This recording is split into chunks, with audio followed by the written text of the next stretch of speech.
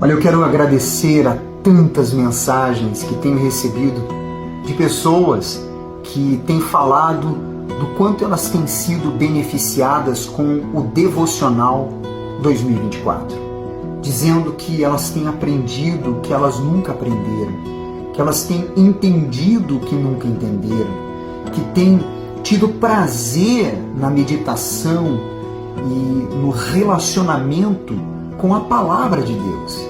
É isso que importa para todo esse trabalho com tanto empenho e dedicação que aqui temos realizado. Hoje vamos finalizar o livro de Miqueias, capítulo 5, 6 e 7. Lembrando que este livro é um livro profético. Ele fala sobre os acontecimentos daqueles dias e também fala sobre os dias vindouros. E me chamou a atenção os seguintes pontos. Fazemos parte do seu rebanho. A principal forma de adoração. E se não fosse a misericórdia de Deus, estaríamos condenados.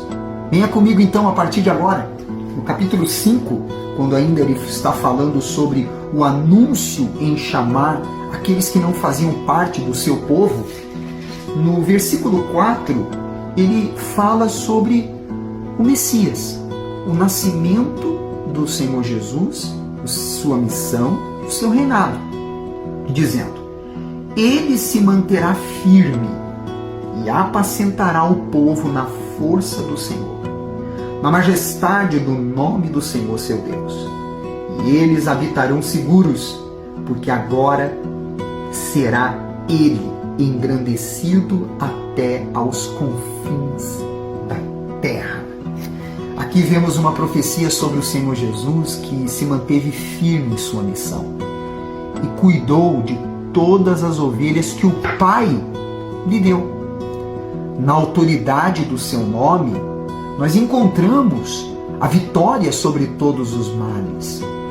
Nós fazemos parte deste rebanho. Ele tem cuidado de nós. Isso é maravilhoso, não é verdade? Lá no capítulo 6, ele entra no assunto de Deus e seu povo em juízo.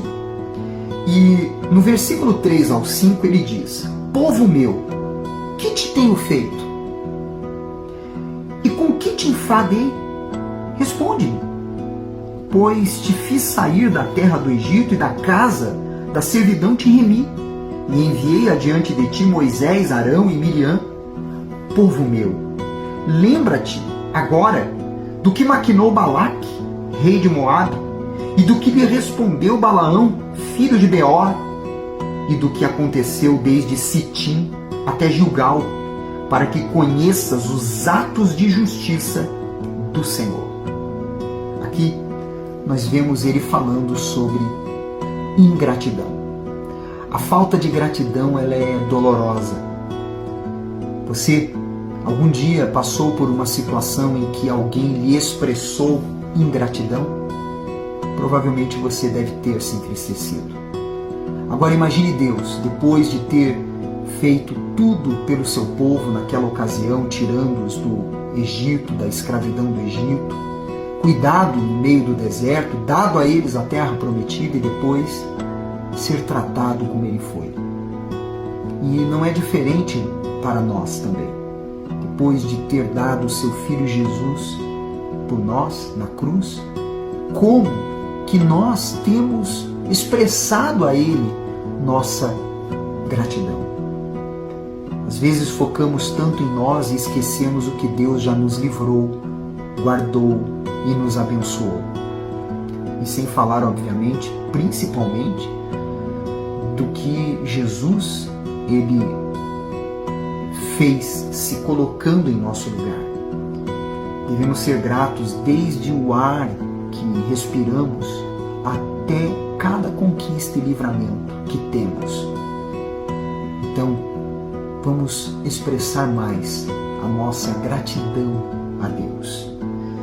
No versículo 8, quando ele fala sobre ainda este assunto do juízo, ele diz: ele te declarou, ó homem, o que é bom e o que é o que o Senhor pede de ti, que pratiques a justiça, ames a misericórdia e andes humildemente com o teu Deus. O nosso modo de viver é a principal adoração a Deus. Praticar a justiça, amar a misericórdia, andar humildemente perante Ele. Muitos israelitas pensavam que Deus desejava o sacrifício e o ritual acima de todas as coisas. Hoje em dia, vemos isso também. Muitos se apoiam nas coisas que fazem, querendo, de alguma forma, encher os olhos de Deus, mas o que Deus almeja é uma vida ética. Isso é viver à altura dos padrões morais e éticos que Ele traçou, mediante a fé na morte de Cristo e não nas boas obras que nós realizamos.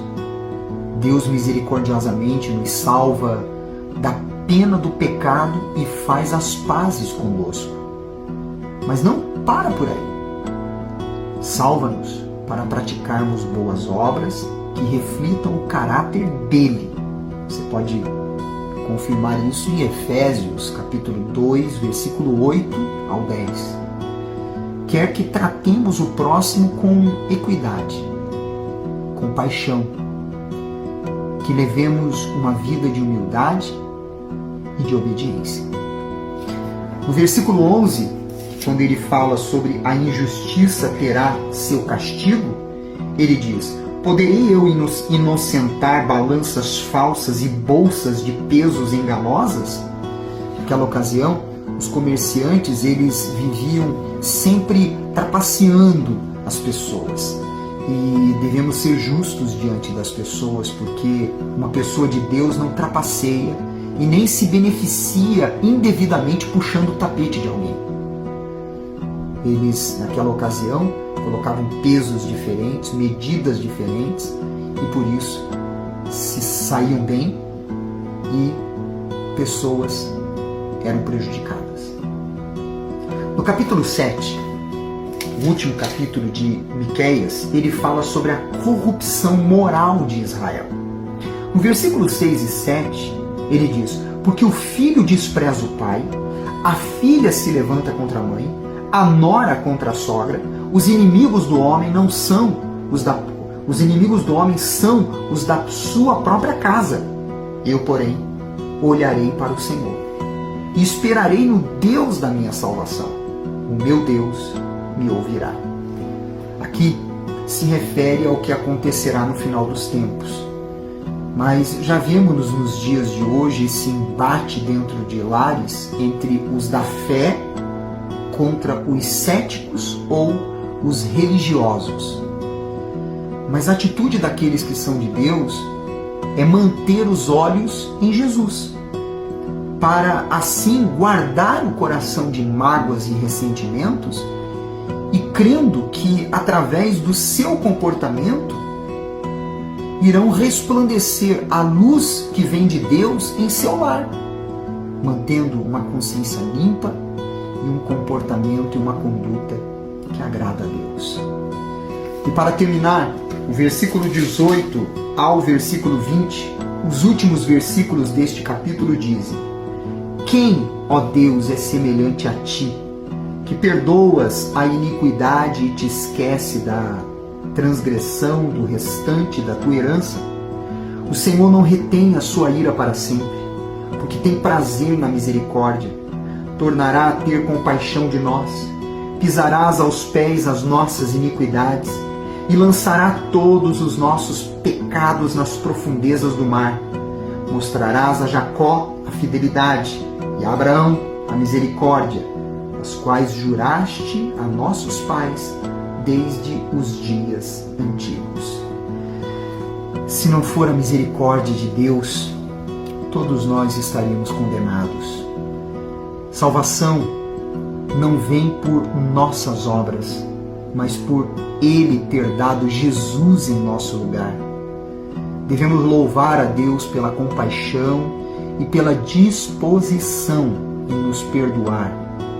O que distingue Deus dos supostos deuses das nações ao redor deste mundo e também naquela época é exatamente isso: a sua grande misericórdia e fidelidade para conosco e para com a sua palavra. Amanhã estaremos entrando no livro de Naum, mais um dos profetas que trazem profundos ensinamentos. Se o vídeo de hoje ajudou você, então compartilhe no seu story, compartilhe nas suas redes sociais, compartilhe nos seus grupos, listas de transmissão. Não esqueça de colocar aqui o seu comentário e também o seu like. Você é especial para Deus. Até amanhã.